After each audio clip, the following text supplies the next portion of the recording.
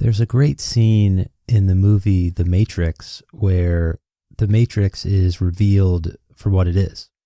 If you haven't seen The Matrix, shame on you, but there's a scene where Neo, the protagonist, is told by Morpheus, who is the veteran of The Matrix, that the world he lives in is a computer-generated dream world. Neo thinks that every day he's waking up in his bed and going to work and doing all of the things that he likes to do, but Morpheus reveals to him that essentially this is all a dream. In reality, humanity has been enslaved and all humans have been stuck into these chambers where they're essentially brains in a vat.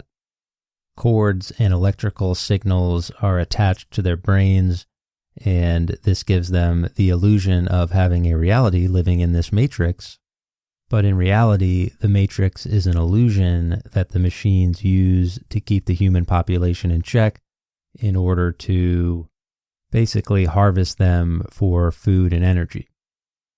Through the use of technology and institutions, machines have domesticated human beings. They've turned human beings, as Morpheus tells Neo, into batteries. This premise makes for a fantastic movie, but it seems a little bit far-fetched, right? Well, if you're historian James C. Scott, maybe not.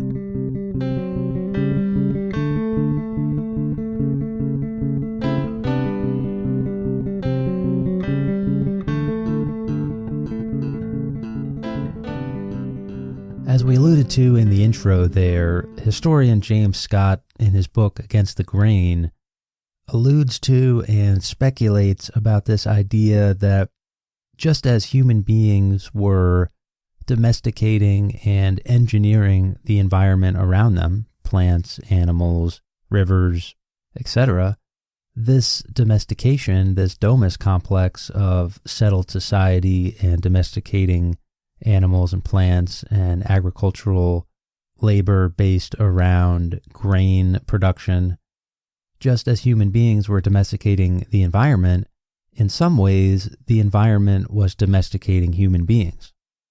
In some ways, the states and the institutions and the process of living in these settled communities may have changed the way that human beings live and may have fundamentally changed human nature.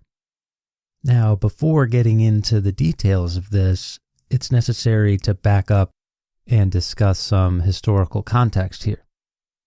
As we talked about in the last couple of episodes, there is this very popular civilizational narrative myth that humans have progressed over time and become more advanced, and specifically as it relates to prehistory, we have humans as primitive, barbaric hunter-gatherers who one day learn how to farm, and then as a result of farming, we get all of the things that we enjoy about civilization, like specialization of labor and culture and governments and religions and all of these things that we associate with quote-unquote civilization. But as we showed in the previous two episodes, the causality there doesn't necessarily line up. What we actually see is that settled communities, sedentism, was a very popular thing in human history for literally thousands of years before the invention of quote-unquote civilization. So the idea that farming and the Neolithic revolution immediately led to civilization and state formation, not necessarily the case. Furthermore, there's evidence of agriculture being used for, again, thousands of years before these quote-unquote civilizations began popping up. So there doesn't seem to be a direct relationship between farming, agriculture, and people forming these states. So the natural question, of course, is, given all of that, why did states develop? Why did we see city-states in Mesopotamia? Why did we see these river valley dynasties in China? Why did we see river valley states developing in India and Egypt? And the answer, like many things in this period of history, is it's complicated. It's also worth for a second here just analyzing what is a state? What makes a state versus just sort of a local village or local community? According to James Scott, it's a continuum, but you know it when you see it. When we think of states, typically we see some sort of division of labor. Typically there's some sort of class system between a lower and a higher class. There might be a cultural, religious element to a state. There's definitely some sort of power structure. Some might say that a state should have an army. But really, when you get down to it, for James Scott, a state has to have three things, or at least a typical state in early history has three things going for it: walls, taxation, and officials. This implies the presence of government structure, population control, and taxes, which can be seen as a method of documenting who's a part of the state and who's not a part of the state. So by 3000 BC, states that would be defined by this criteria are starting to pop up in places like Mesopotamia. In Mesopotamia, they take the form of what's often called city-states. So why did these states develop? If it wasn't necessarily agriculture, because agriculture had been in place for thousands of years, and if it wasn't necessarily just the fact that humans were living in these settled areas together in concentrated doses, if it wasn't necessarily those two things, because those had come many thousands of years before and hadn't necessarily produced states, why during this time period, around 3000, did states start popping up? There's a lot of different theories, and no one can be 100% sure one way or the other, but it could be a combination of all of these factors. So one theory that James Scott throws out is climate change. We talked in the last episode about how thousands of years ago, Mesopotamia was a rich and diverse wetland, but there's climate evidence that shows over time, Mesopotamia started to become what we think of it today, which is increased dryness, increased desert conditions, and decreased access to water. If this was true, it would have led to a more concentrated population in smaller areas. It would have led to irrigation being more labor-based, where humans would have to sort of build stuff and dig canals rather than letting the flooding, the natural flooding of the river, do the irrigation for you. It would have led to a less diverse ecosystem of plants and animals, which would have meant less foraging and hunting. It would have meant less deposits of alluvial and loess soils and sort of the rich nutrients that those floods provide.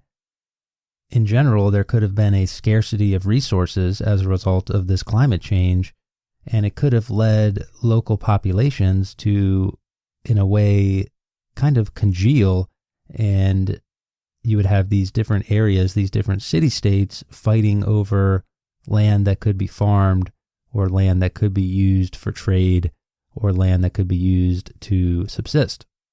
Basically, one theory is that during this time period, around 3000 BC, you had the ideal climate conditions, the ideal environmental conditions for things like states to develop, particularly in Mesopotamia. So as increased populations of early humans are moving into areas where the geography is good for subsistence and farming and agriculture and these things, you start to see the use of grain as the primary cultivated farming product. Most grains are sort of easy to see above ground. They have a predictable growing season year over year.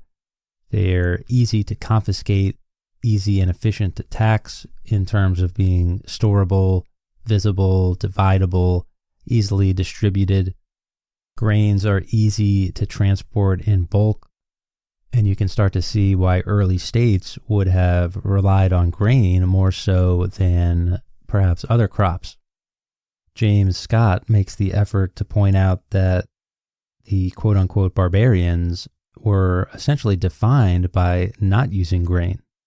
Scott says, quote, "Those practicing a particular form of subsistence often came to be seen as a different kind of people despite trading partnerships. To Romans, for example, a key defining characteristic of barbarians was that they ate dairy products and meat, and not, as Romans did, grain. To the Mesopotamians, the barbarian Amorites were beyond the pale because they purportedly," and he's quoting an old Mesopotamian artifact here, "know not grain, eat uncooked meat, and do not bury their dead." End quote.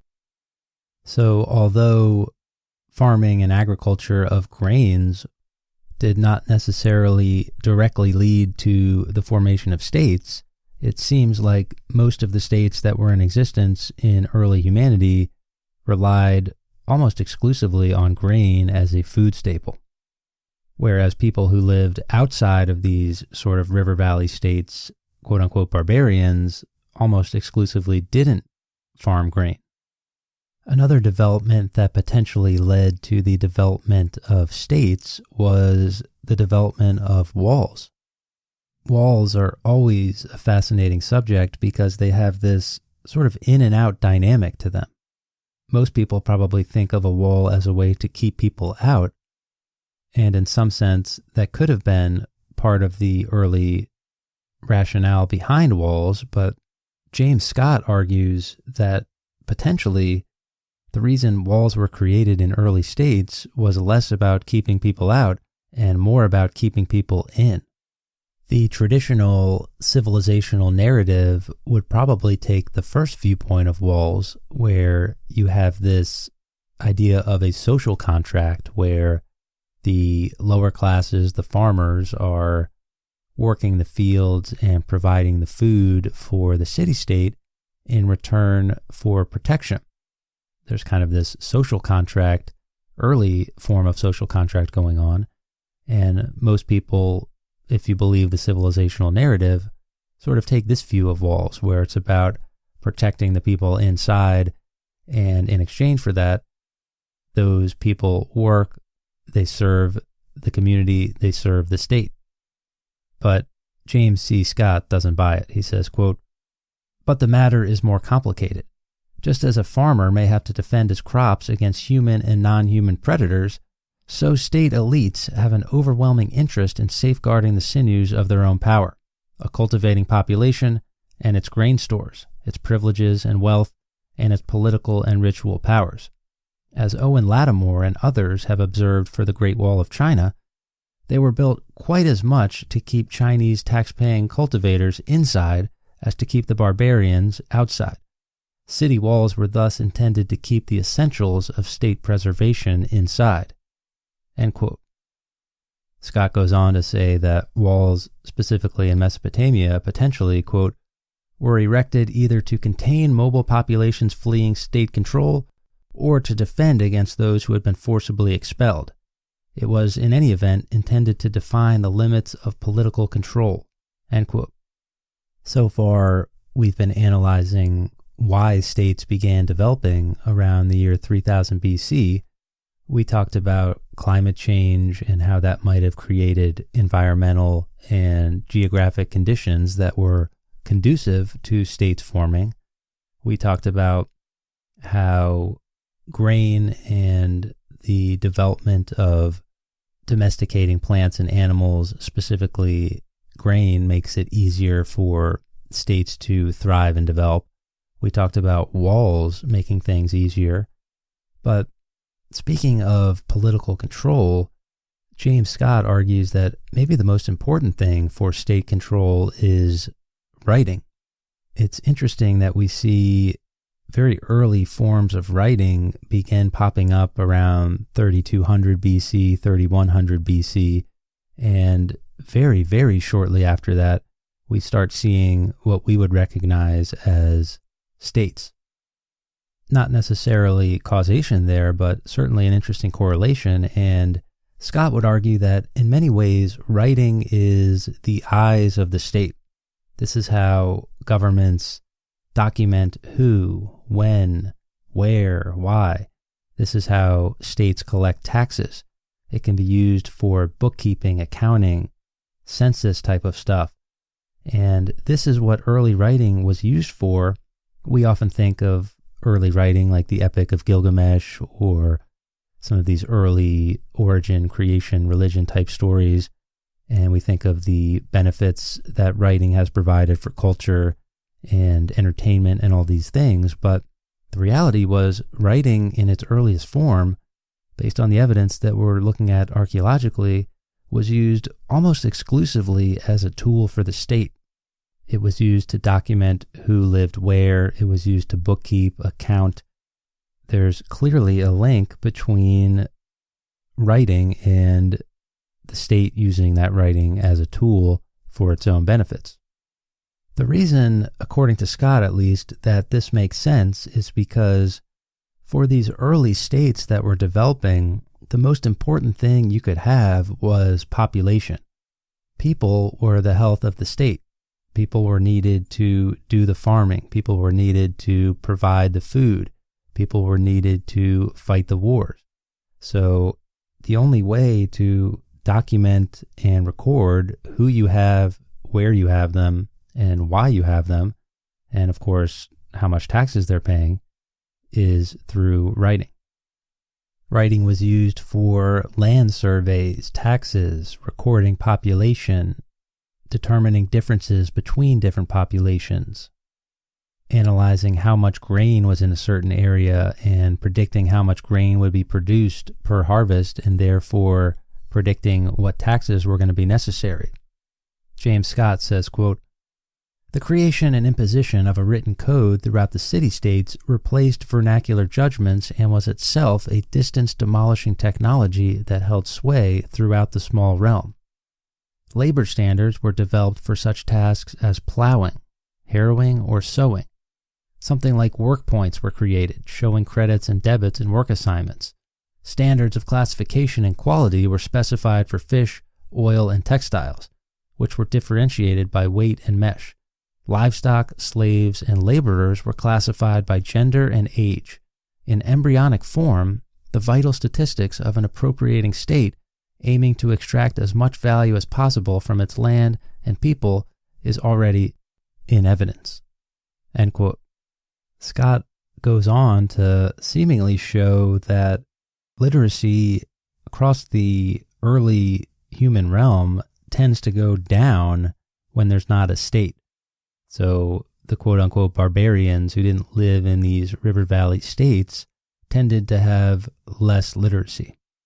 Scott suggests that possibly literacy was just one tool of communication, and it made a lot more sense in the context of a state where taxes and grains and people needed to be categorized and sorted.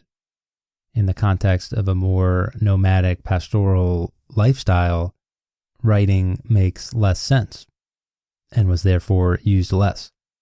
Scott hypothesizes about the famous Greek Dark Ages. This was a time period where supposedly culture and governments declined to such an extent that there was a quote-unquote Dark Age. We'll analyze what exactly that means in the next episode, but there seems to be much less writing during this Greek time period.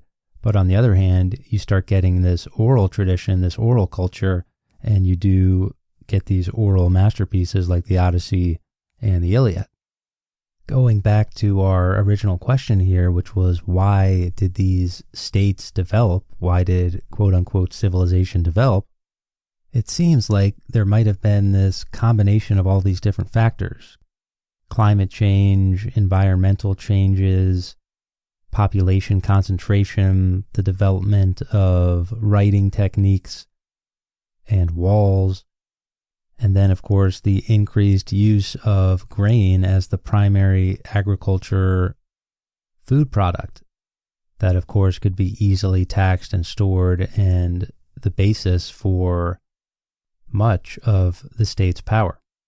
This conclusion that Scott comes up with, if you believe it, again, flies in the face of the civilizational narrative, which says that basically once farming became a thing, then people could specialize their labor and a government was needed to organize everything, and therefore we got civilization.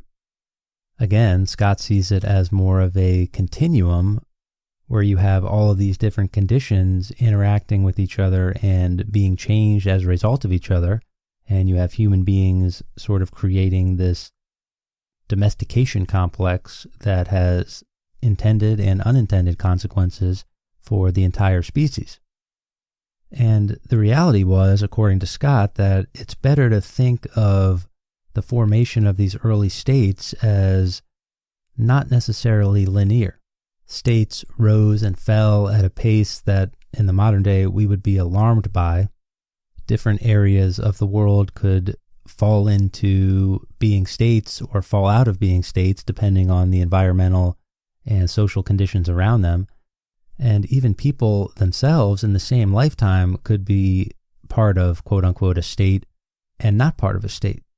Scott points out that the reason for this is that states and settled societies in these domesticated domus complexes that he talks about tend to bring with them a lot of negatives in addition to the positives that we often think about with quote-unquote civilization. So according to the civilizational narrative, only when people gather together in these settled communities can culture and civilization flourish. But as Scott points out, these early states were incredibly fragile. They were not necessarily the dominating powers that the history books tend to make them out to be. And contrary to this myth of progress, it was possible that living in these types of states might have been a significant decline in well-being. Scott attempts to prove all this by showing three main drawbacks of living in these quote-unquote civilizations: disease, slavery, and war. It is perhaps no surprise that as crowding and settlements become a bigger part of human history, that disease begins playing a bigger role in human history. There is plenty of evidence for disease in the archaeological record. There's evidence of disease in early writings. You can go look at the Epic of Gilgamesh, where these early written sources are talking about the pestilence of disease. They might not understand it as we do today, but they certainly understood that this was a thing that was happening and was creating horrible conditions for early peoples. There's evidence that certain early settlements were abandoned for seemingly no reason. James Scott speculates that disease could potentially be the main reason. And when you think about it, the early domus complex where humans were domesticating animals, they were domesticating plants, they were living in more settled societies and potentially even being restricted by walls, these were the perfect conditions for disease to take root and spread.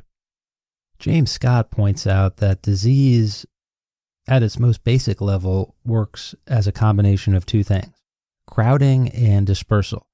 You need crowded conditions that are good for the development and the sort of festering of disease, and then you need dispersal, a way for the disease to spread to different areas.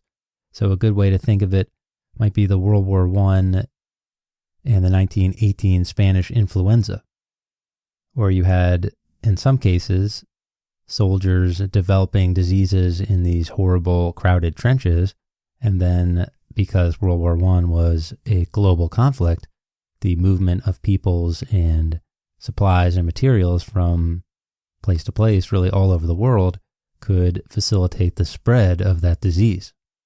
And Scott goes out of his way to discuss how disease is probably the biggest cause of human mortality in all of human history, and it basically is what he calls a civilizational effect, which means Without what we think of as civilization, we probably wouldn't have disease. To a large extent, more nomadic hunting and gathering types of peoples didn't have the scale and scope of the diseases that settled societies did. Scott says, quote, "They were in a strong sense a civilizational effect. These historically novel diseases, cholera, smallpox, mumps, measles, influenza, chickenpox, and perhaps malaria, arose only as a result of the beginnings of urbanism, and, as we shall see, agriculture. Until very recently, they collectively represented the major overall cause of human mortality. It is not as if pre-sedentary populations did not have their own parasites and diseases, but such diseases would have been not the crowding diseases, but rather diseases characterized by long latency and or a non-human reservoir, typhoid, amoebic dysentery, herpes, trachoma, leprosy, schistosomiasis, filariasis." End quote. Scott is pointing out this paradox that you have going on. If you only bought the civilizational narrative, you would only be sold this idea of progress. So yes, we do start seeing more settled societies. We do start seeing the development of more complex cultures and hierarchies and governments and religions and the things that we associate as more or less the development and progress of humanity. But on the other side of the coin, we also get these negative civilizational effects like disease. Scott says, quote, "The disease ecology of the late Neolithic was not simply a result of the crowding of people and their domesticates in fixed settlements. It was rather an effect of the entire domus complex as an ecological module.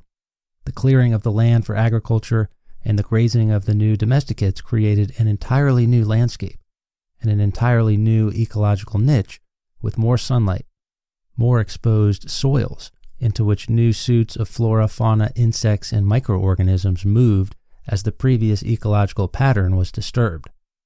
Some of the transformation was by design, as with crops, but much more represented the second and third order collateral effects of the domus's invention." End quote.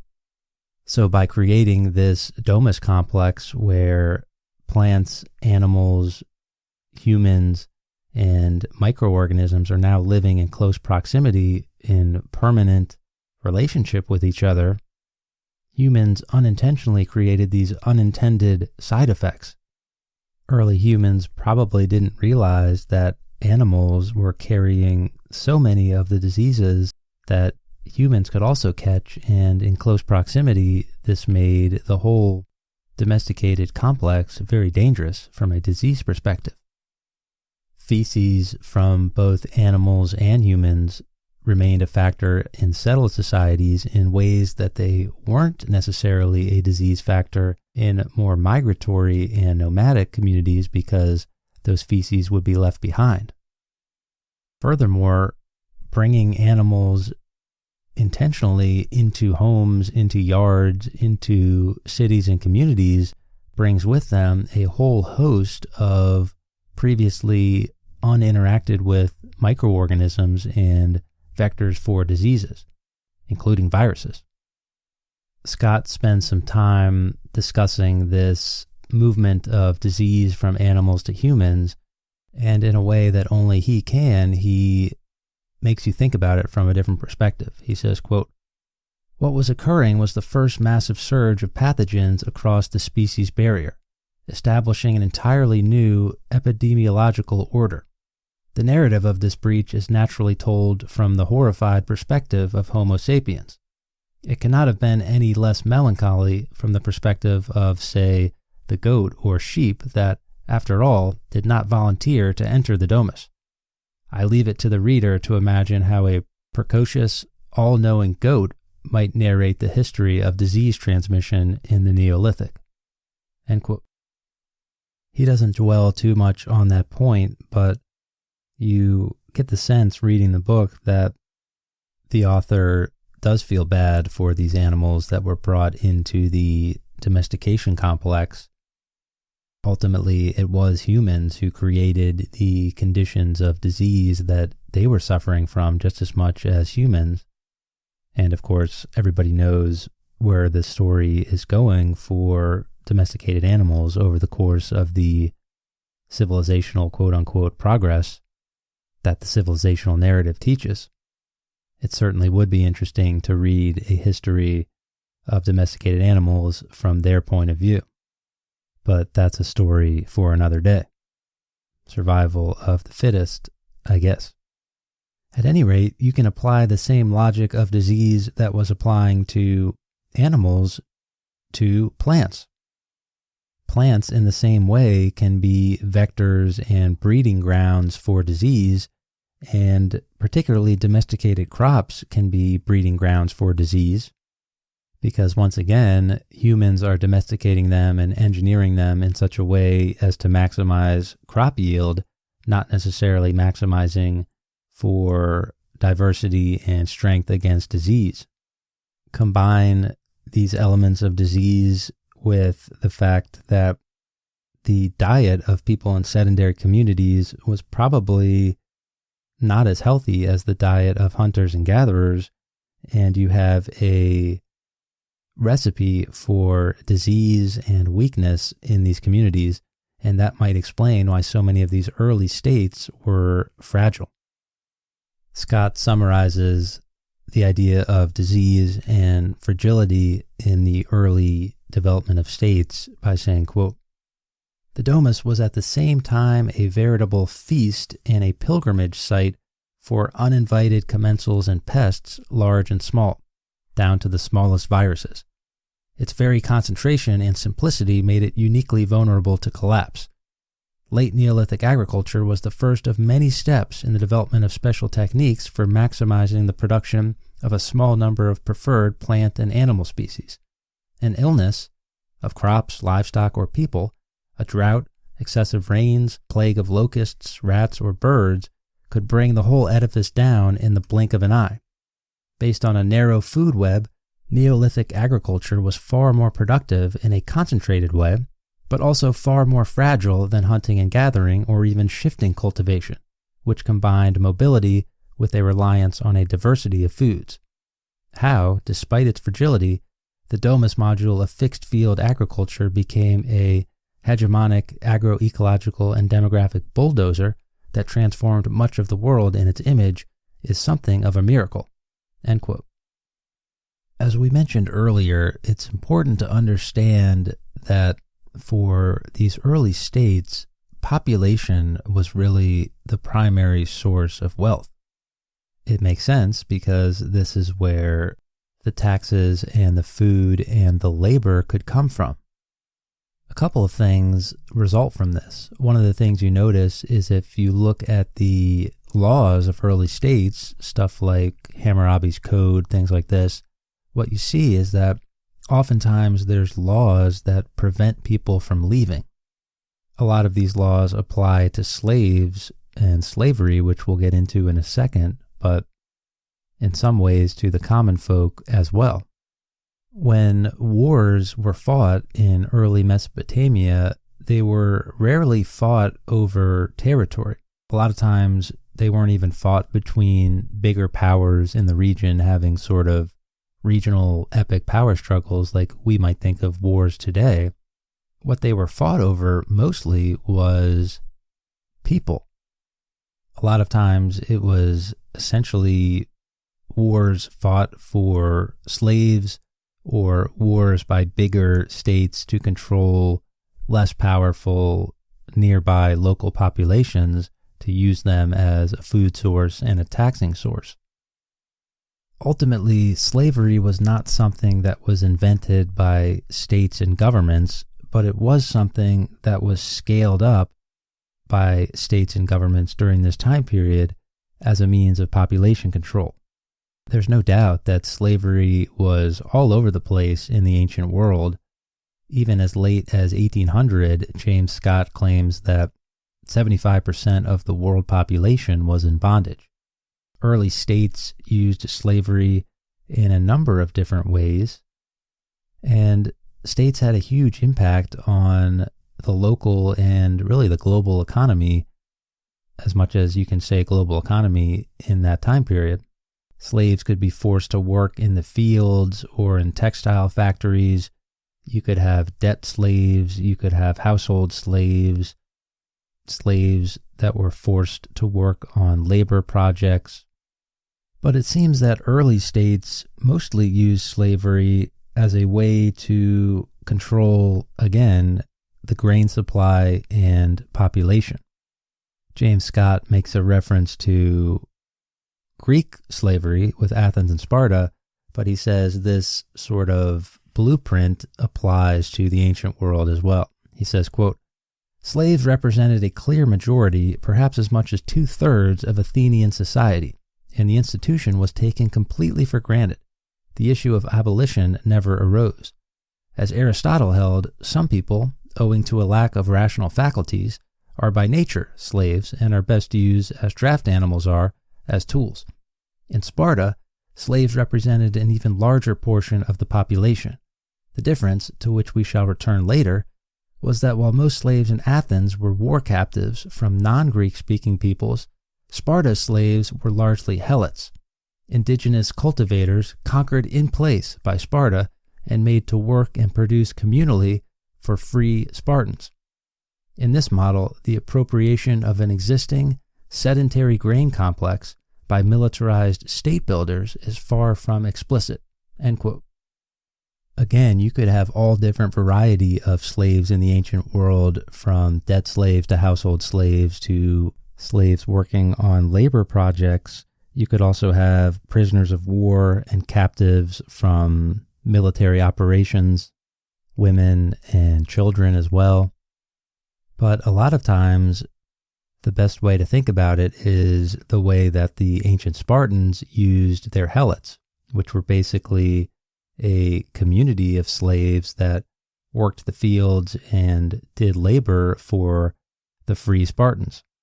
Oftentimes in ancient Mesopotamia, communities that were captured were forced to migrate to other areas. They were resettled, and they were expected to farm that area for the good of the state.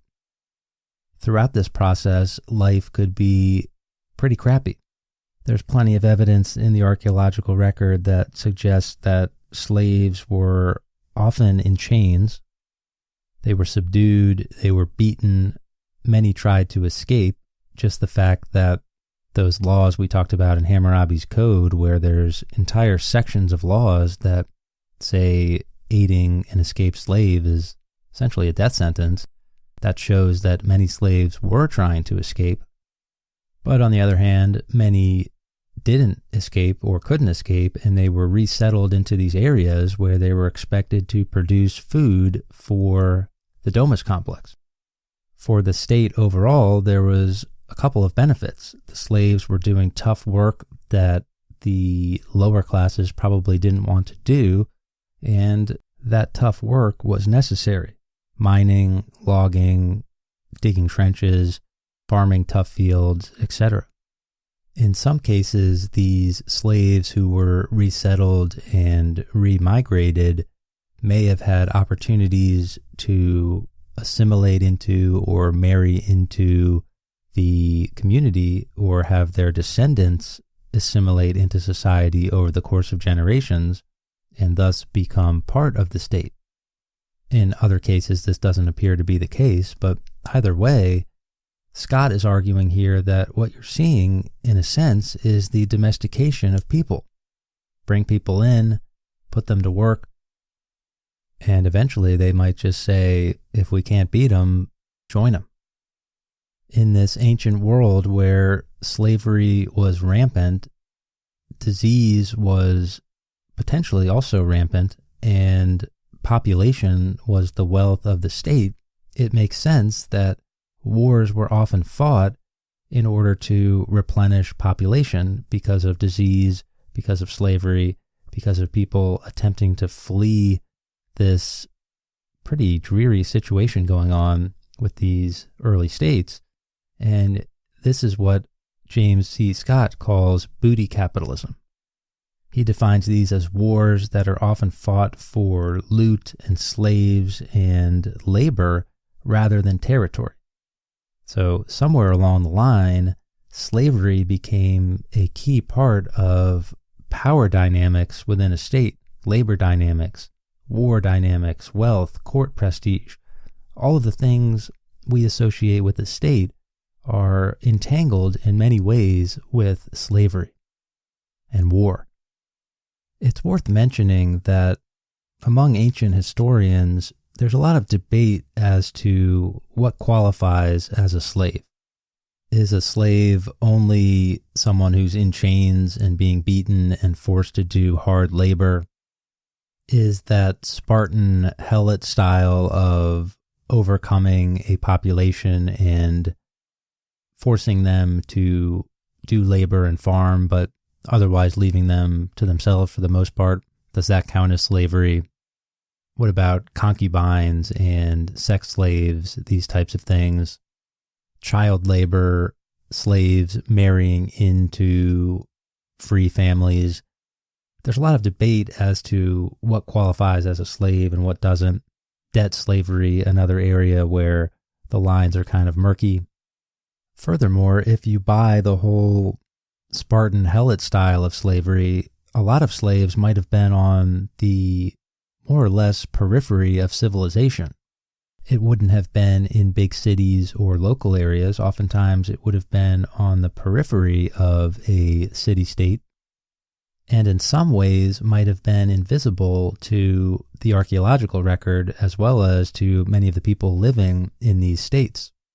But what's interesting is that these murky lines and these questions about slavery that are very difficult to answer, for James C. Scott, that's kind of the point. He says, quote, "For our purpose, however, what is most important is that these resettled populations would not necessarily have appeared in the historical record as slaves at all. Once resettled, especially if they were not markedly different culturally, they might well have become ordinary subjects, scarcely distinguishable over time from other agrarian subjects. Some of the confusion over whether early Sumerian terms should be translated as subject, as prisoner of war, as military colonist, or simply as peasant may well derive from the various classes of subjects that reflect the origins of their subjecthood." End quote. Scott is suggesting here, I think, he's asking the question, could communities of slaves over the course of time, over the course of generations, become domesticated into just another community, just another organ of the state that was domesticating them? If so, then slavery was essential to state building, at least in early Mesopotamia. Furthermore, Scott suggests that it might not be outrageous that ancient city-states themselves developed over time from being originally slave communities. Scott says, quote, "What if we were, as a fruitful conjecture, to take seriously Aristotle's claim that a slave is a tool for work, and as such to be considered as a domestic animal as an ox might be? After all, Aristotle was serious. What if we were to examine slavery, agrarian war captives, helots, and the like as state projects to domesticate a class of human servitors by force, much as our Neolithic ancestors had domesticated sheep and cattle?" End quote. I think Scott himself would admit that this is pretty bold conjecture, but just the fact that Scott goes to such great lengths to show that slavery was a massive part of these early states shows that there's a serious hole in the civilizational narrative, the narrative of progress that has been one of the oldest and most original historical narratives. At any rate, if James Scott is to be believed, to go back to the intro for our episode, maybe it's not so far-fetched to believe that there's some historical precedent for Morpheus showing Neo that human beings are being turned into batteries.